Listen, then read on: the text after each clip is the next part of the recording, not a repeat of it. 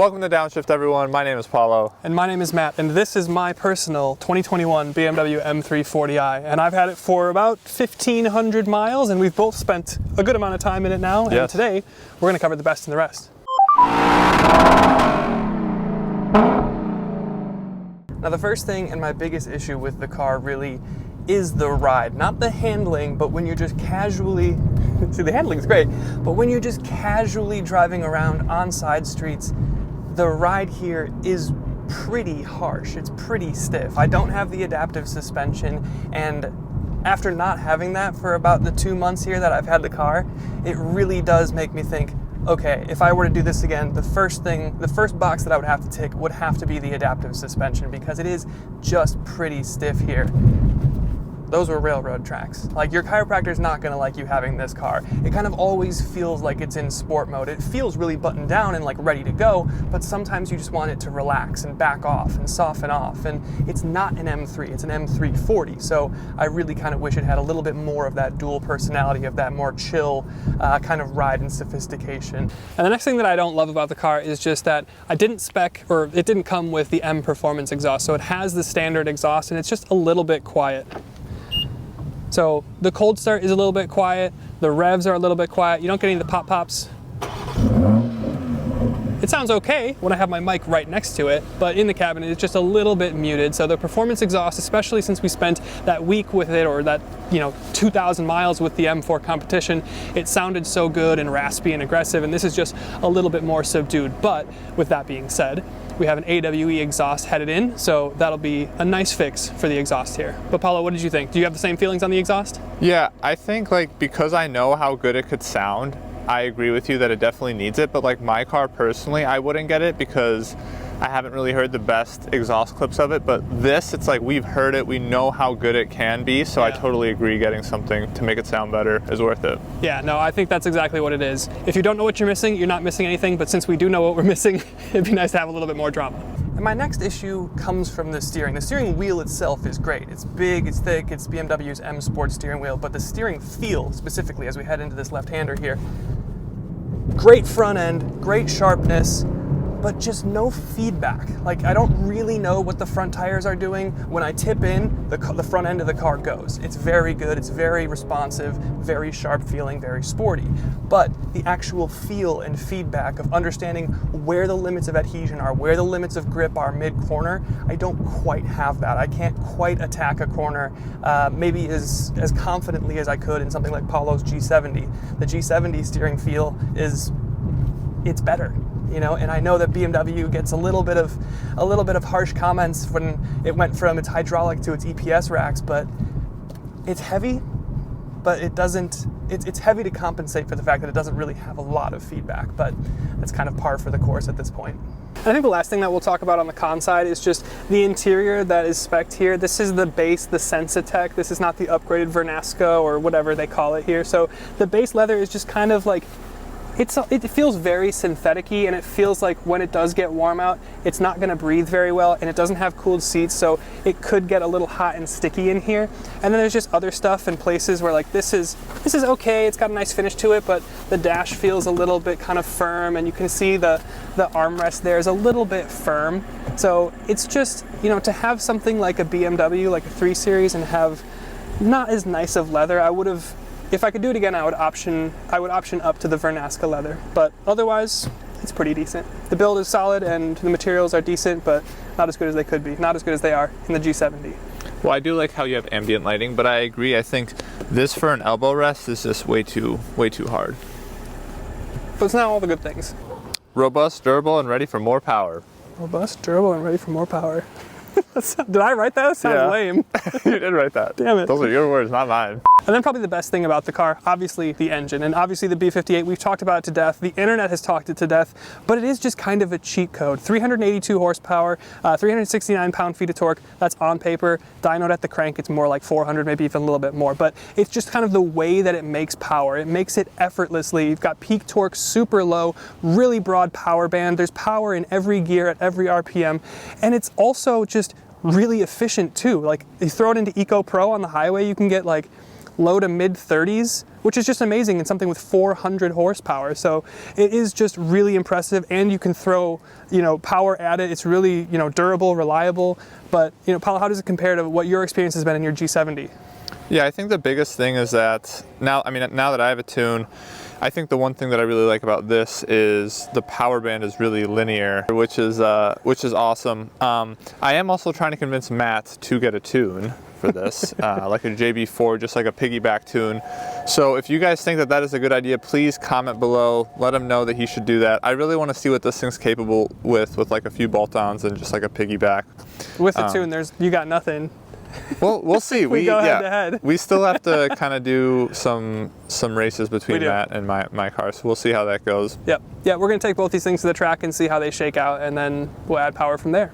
The next thing I want to talk about is transmission. So we're in sport, automatic. I'm just going to let it do its thing.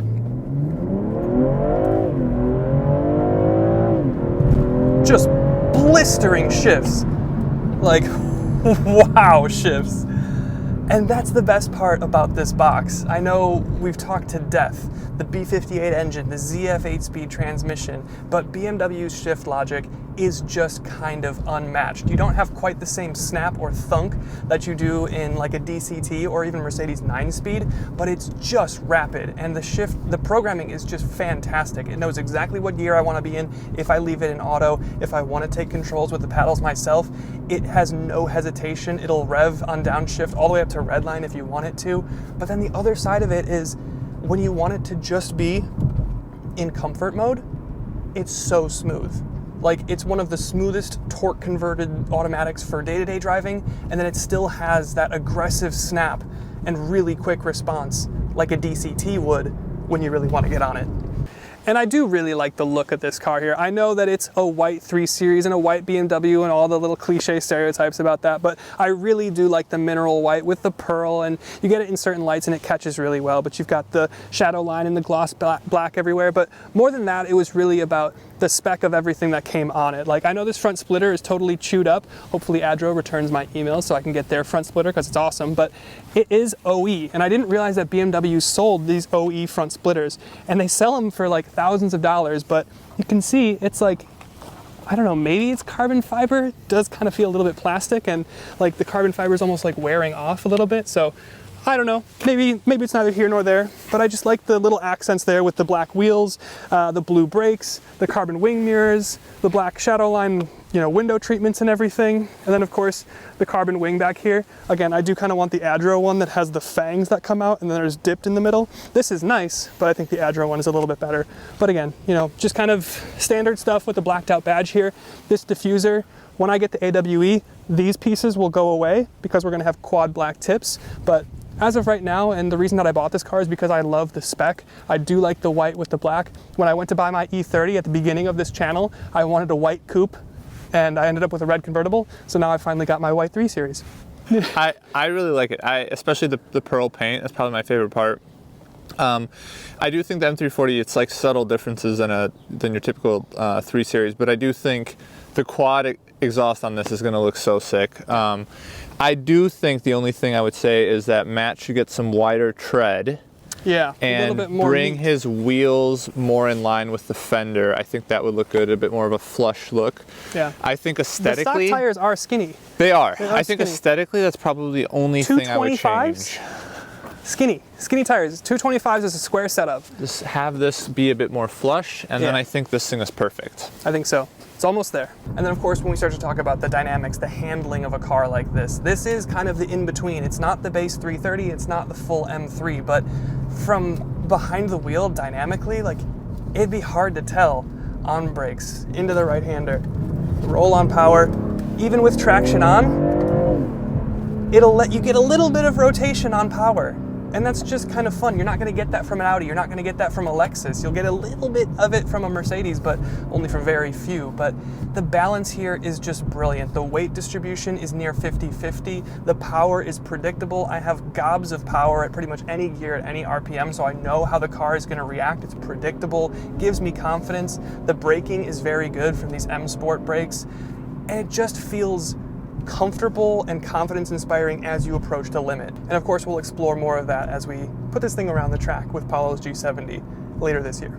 And of course, like with any BMW 3 Series or any BMW performance sedan, the whole thing is about kind of subtle practicality and adding performance to a practical daily driver. And that's what you get. You get 4 doors, or you get 5 seats, you get all-wheel drive, but you get a big trunk here too. The opening is big. I've got Paulo's birthday present. He still doesn't know what it is. So we've got his thing in there, but it's a nice deep trunk. I do like the netted bins that you get on the side so you can have like water bottles and stuff. The weird thing is though, you can drop the rear seats from back here, as you can see, but you don't actually have a lever in the back seat to drop the rear seats. And I'll show you here as we go into the back seat. No power trunk on this spec. No power trunk, but you can get it.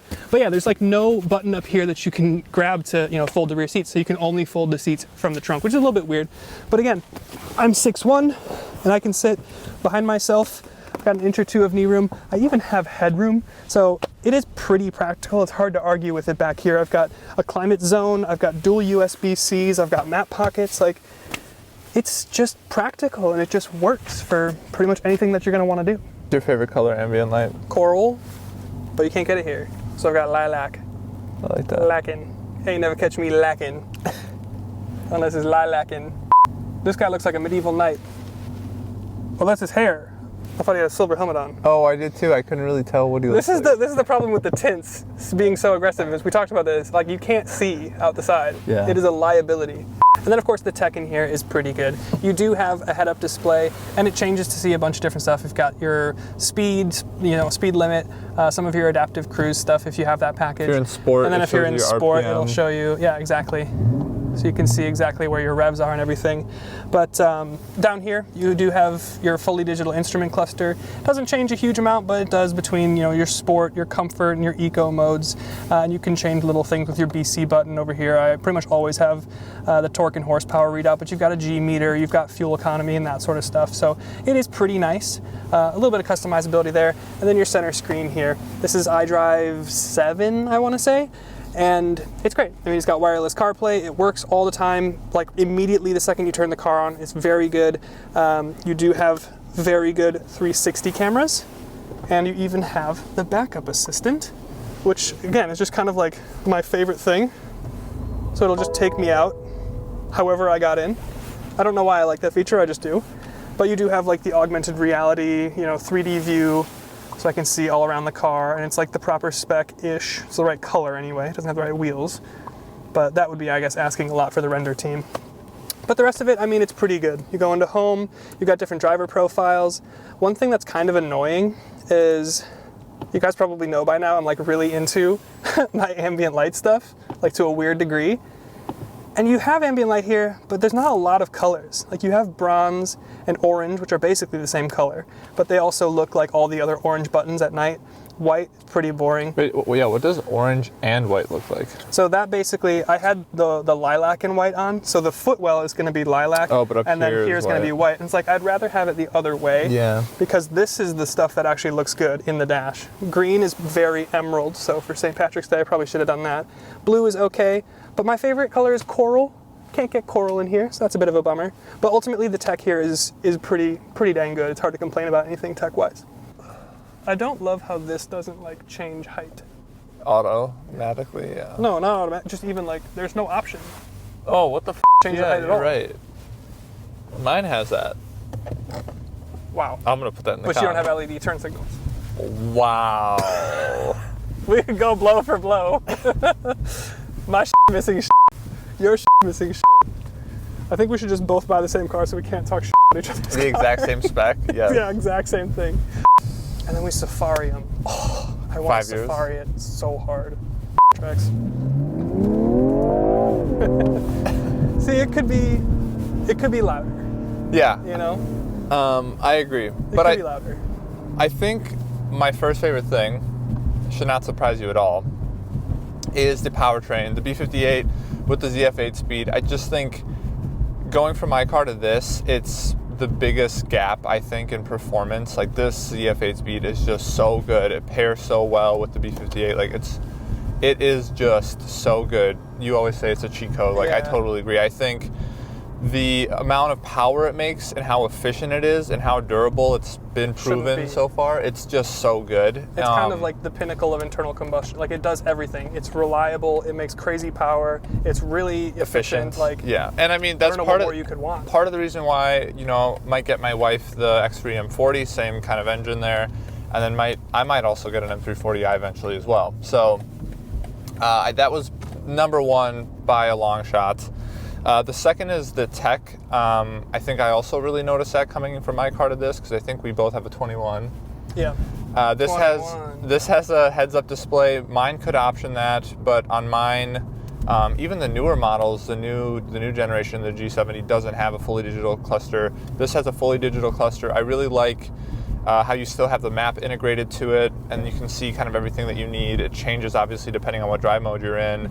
Wireless Apple CarPlay, that's really nice. The 360 cameras, the automatic reverse, like, it just has some really cool tech features, especially for a 21 that I think are great. And then the third thing is the practicality, and it's one of the reasons why I got my car, was because it was an all-wheel drive, it was sedan.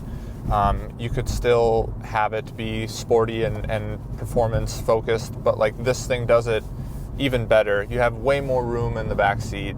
Back seat here is great, and then your trunk is also really deep, and then also like, well, deep in both ways, I guess. Yeah, it's deep toward the rear seat and then deep from the floor as well. Yours seems pretty similar in terms of depth to the rear seat, but your floor seems higher. Yeah. So you lose a little bit of cargo space there. But those are the exact same reasons that I bought this. It has all-wheel drive, so it's going to be safe year-round. It's got a back seat, so it's practical enough to bring friends or family or whatever. And it's just like, it's so good and well-rounded. I think the only thing that and this is going to sound weird, and I hope you guys understand what I'm trying to say, but like, it's so well-rounded that it almost lacks personality. You know what I mean? Like, it's like a businessman in a suit. Yeah, the engine makes power everywhere at every RPM super smoothly. It doesn't have like a lot of vibrations or like a lot of like unique character coming in. It's almost just like too good to have a personality. And I know that doesn't really make sense, but I'm hoping some of you kind of get it. Suffering from success. Suffering from success. But yeah, I love this car. It's everything that I could have wanted it to be, except the ride is too stiff. Yeah, well, and that's a good transition. So the things that I liked least about it, that was definitely number one. I think if I were to get this car, I would definitely want the adaptive suspension. You have to go with the adaptive suspension. Yeah, because like, if you have any body fat on you at all that you're insecure about, get the adaptive suspension. Like, you have to, because it is going to jiggle you around every time you go over any bump. Yeah, it's very stiff. It's just like, it feels like it's just ready to pounce. It's in sport mode all the time. Yes. So if any of you have suggestions on, aftermarket springs, shocks, comments, please. I'd love to know. I only see things like about lowering the car. I'm not going to do the H&R lowering springs. I don't need it.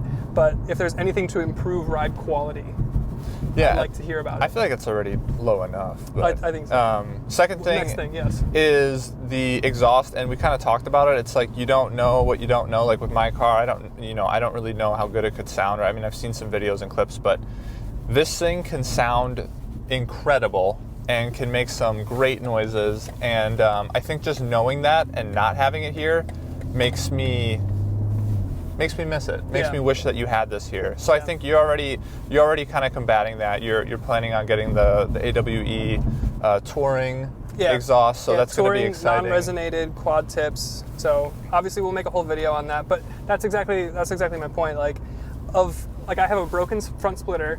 I have tint that's tearing on the rear window, and yet I choose to do exhaust first. Yeah, let's just say like that says a lot, doesn't it? Not in the sense that it's that bad, but like, sound is so important to me in the driving experience that this is the first thing that I want to do to the car, because I'm super excited for how it's going to sound. Yes. So yeah, I'm really stoked about it. What's your third thing? It's just funny, like, thinking where your priorities are. I know. Tint, broken splitter, exhaust. My car looks like it's been in a crash, but you know what? I need it to sound better. The third thing is just like the lack of comfort features, I think, and just like build material in here.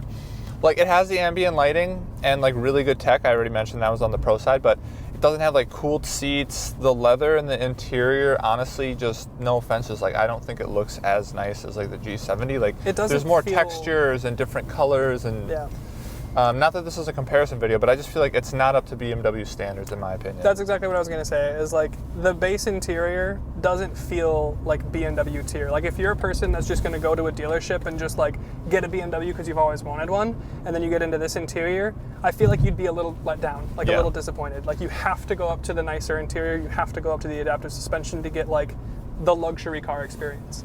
Like this is fine, but it's not that great. And I mean, we already talked kind of about it, just like this hard plastic where your elbow rest is just such a pain in the ass. Like, I feel like I'm constantly obviously resting my elbow here, as most people do, and like for this to be so hard is just unfortunate. But and when t-shirt season comes, I'm gonna have a lot of pink elbow. Yeah, and stickiness. Yeah. But those were the pros and cons I had. I guess I'm curious, I think you mentioned it already, but like if you were to buy it again, what would you do differently? And I think it's, I mean, you can speak to it, but... Yeah, I think if I could only do one thing differently, it would be the suspension. It would be the adaptive suspension. And then secondly would be the interior, getting the nicer leather. Because I know that I can do an exhaust super easily aftermarket, and there's a bunch of options, so I'd be spoiled for choice that way. But from the factory, if I were to do it again, like with an LCI model or whatever, adaptive suspension for sure, and then, you know, the Vernasca or whatever the nicer leather package is called. Yeah. But other than that, you know, I'm going to do a separate video on like, you know, everything about the car. I've got like a running list of little tiny things that are like either weird or I don't love, so that'll be in a separate video. But for now, these are my pros and cons on the car so far. I've done about 1,500 miles ish on it. I've had it for about 2 months, and we'll do a 6-month update video. Obviously, as we do more stuff with it, we'll take it to the track. We might do a drag race, so there'll be more to come. But this is how it's been so far. And a tune, hopefully. But we'll see. And we'll see you guys in the next one. Thanks for watching. Bye, guys.